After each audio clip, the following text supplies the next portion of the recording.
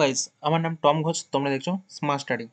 So আজকে এই ভিডিওটা সমস্ত আইটিআই এবং পলিটেকনিক স্টুডেন্টদের জন্য কিন্তু ইম্পর্টেন্ট হতে চলেছে। আজকে আমি তোমাদের সাথে কথা বলবো তোমাদের জেক্সপো আইটিআই এবং ভোগলেটের কবে র্যাঙ্ক কার্ড বা মেরিট লিস্ট যেটাই বলো বা কাউন্সিলিং কবে থেকে শুরু হবে, ঠিক আছে? এবং যারা এখনো পর্যন্ত ওবিসির যে আপডেট প্রোফাইল আপডেট করনি, তারা অবশ্যই আপডেট করে নিও। তো ফার্স্ট যে কোশ্চেনটা আসছে যে তোমাদের মেরিট লিস্ট কবে আসতে পারে, দেখো মেরিট লিস্ট কিন্তু অলরেডি 7 তারিখের মধ্যে আসবে।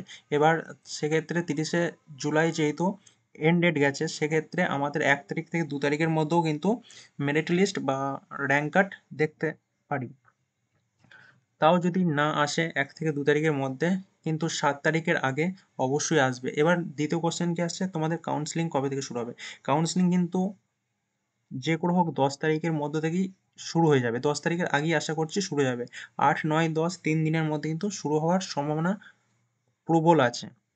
তো সেক্ষেত্রে এই দুটো কোশ্চেন ক্লিয়ার হয়ে গেল। তারপরে যেটা আসছে, কাউন্সিলিংয়ের পরেই ভর্তির প্রসেস কিন্তু কমপ্লিটলি হয়ে যাবে, ঠিক আছে? আশা করছি ভিডিওটা থেকে তোমাদের যে কোশ্চেনগুলো গ্রুপে আসছে বা কমেন্টে আসছে, যতটা পারলাম ক্লিয়ার করার চেষ্টা করলাম। ভিডিও ভালো লাগলে লাইক কমেন্ট শেয়ার করো। যদি কোনো কোশ্চেন থেকে থাকে অবশ্যই কমেন্ট করতে পারো। ডেসক্রিপশনে হোয়াটসঅ্যাপ গ্রুপের লিঙ্ক দেওয়া থাকবে, ওখান থেকে জয়েন হয়েও প্রতিটা আপডেট পেতে পারো। Thanks for watching.